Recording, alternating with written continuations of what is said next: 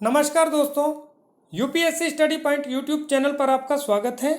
My name is Manoj Madhav और आज की क्लास में हम डिस्कस करने जा रहे हैं भारत शासन अधिनियम 1935 के बारे में, यानी गवर्नमेंट ऑफ इंडिया एक्ट 1935।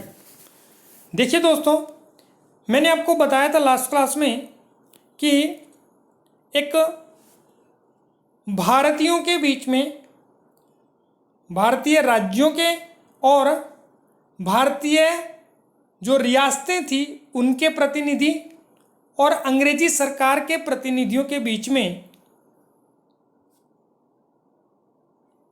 3 गोलमेज सम्मेलन हुए और उन गोलमेज सम्मेलनों में कुछ सिफारिशें दी गई। उन्हीं सिफारिशों को कुछ संशोधन करने के पश्चात भारत शासन अधिनियम 1935 में जोड़ करके और ये पास कर दिया गया।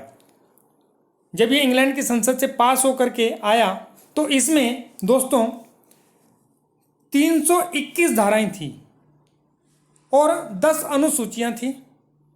अधिनियम में टोटल 321 धाराएं और 10 अनुसूचियां थी और इसी के साथ साथ इसके प्रावधानों में विधायिका और प्रशासन संबंधी प्रावधान किए गए थे। विधायिका में किस प्रकार की व्यवस्था की गई थी दोस्तों? विधायिका जैसे प्रांत, जो ब्रिटिश प्रांत थे, उन ब्रिटिश प्रांतों में 6 जो प्रांत थे, उन प्रांतों में द्विसदनात्मक विधायिका की व्यवस्था की गई। द्विसदनात्मक विधायिका का मतलब क्या है? जैसे आज वर्तमान में विधानसभा और इसी प्रकार से विधान परिषद है, ऐसे ही उस समय में इन 6 प्रांतों में विधानसभा और विधान परिषद के नाते प्रावधान किए गए। और उन प्रांतों में कौन कौन से प्रांत थे दोस्तों? बंगाल था, असम था, बॉम्बे, बिहार, मद्रास और संयुक्त प्रांत। इस प्रकार इन 6 प्रांतों में द्विसदनात्मक विधायिका की व्यवस्था की गई। और क्या हुआ? मताधिकार का विस्तार किया गया दोस्तों। मताधिकार का जो विस्तार किया गया वो केवल 10% लोगों को ही मताधिकार प्राप्त था और सार्वभौमिक वयस्क मताधिकार नहीं था, जैसा कि वर्तमान में है कि सभी को, जो भी 18 वर्ष की आयु पूरी कर चुका है, उसको मत डालने का, मत देने का अधिकार है।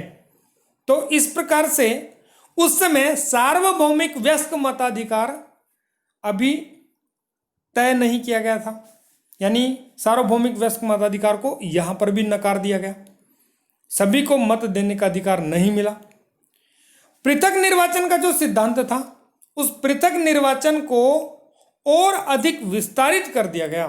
अभी तक जो पृथक निर्वाचन की प्रणाली थी, उस पृथक निर्वाचन की प्रणाली जो सिखों, मुस्लिमों और ईसाइयों, आंग्ल भारतीयों और यूरोपियन समुदाय के लिए थी, वह पद्धति, वह प्रणाली अब दलितों, मजदूरों और महिलाओं तक विस्तारित कर दी गई। यानी इनके लिए भी पृथक निर्वाचन के सिद्धांत को विस्तारित किया गया। और क्या हुआ? इसके साथ साथ आरबीआई की स्थापना की गई, केंद्रीय बैंक की स्थापना की गई और भारत परिषद, एक प्रावधान यह किया गया, भारत परिषद को समाप्त कर दिया गया। भारत परिषद को समाप्त करने के बाद उसके स्थान पर संघीय न्यायालय की स्थापना की गई 1937 में।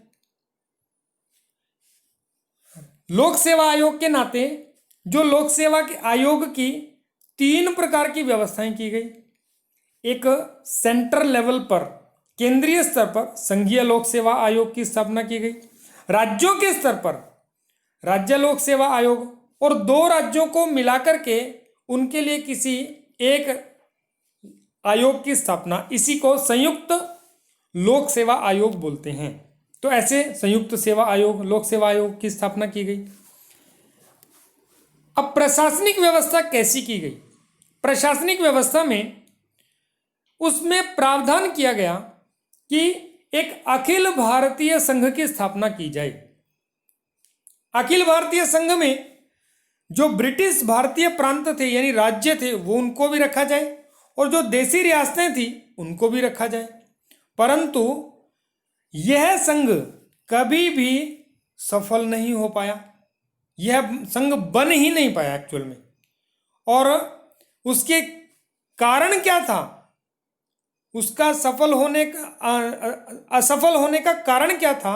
उसका असफल होने का कारण क्योंकि रियासतों ने इसमें शामिल होने से मना कर दिया, रियासतें इसमें शामिल नहीं हुई। इसी के साथ साथ एक प्रावधान प्रशासनिक व्यवस्था को सुधार की दृष्टि से क्या किया गया? द्वैध शासन भारत में जो प्रांतों में था उसको समाप्त कर दिया गया। अब जो हस्तांतरित और आरक्षित विषयों की जो प्रांतों में व्यवस्था की गई थी उसको समाप्त कर दिया गया, किंतु केंद्र में उस व्यवस्था को दोबारा से केंद्र में स्थापित कर दिया गया।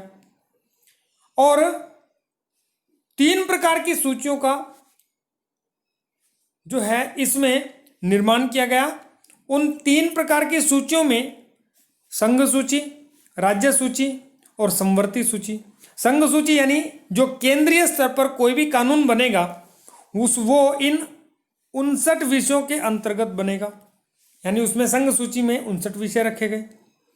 और इसी तरह से राज्य सूची यानी प्रांत स्तर पर कोई कानून का निर्माण होगा तो उसमें 54 विषय रखे गए।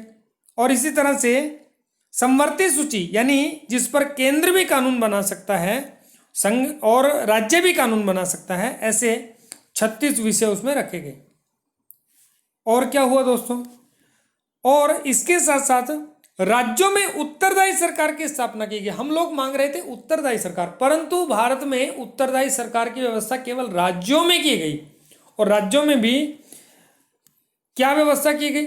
गवर्नर जो राज्य में तय किए जाते थे उस गवर्नर को राज्य विधानमंडल के प्रति उत्तरदायी मंत्रियों की सलाह मानने के लिए बाध्यकारी बनाया गया। यानी उसमें कहा गया कि राज्य विधानमंडल के प्रति जो उत्तरदायी मंत्री हैं उनकी सलाह मानना अब गवर्नर के लिए आवश्यक है।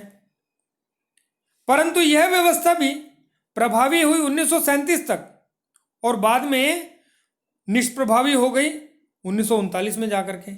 कुल मिलाकर के यह व्यवस्था भी समाप्त हो गई, यानी उत्तरदायी सरकार की व्यवस्था भी लंबे समय प्रांतों में जारी नहीं रह पाई। इस प्रकार दोस्तों हमने आज के इस सेगमेंट में भारत शासन अधिनियम 1935 के प्रावधानों को पढ़ा। आपको ये वीडियो कैसा लगा? कमेंट, शेयर और सब्सक्राइब कीजिए चैनल को। अधिक से अधिक अपडेट जानने के लिए आप हमारे चैनल को सब्सक्राइब जरूर करें, बेल आइकॉन दबाना ना भूलें। Thank you for watching this video. Have a nice day.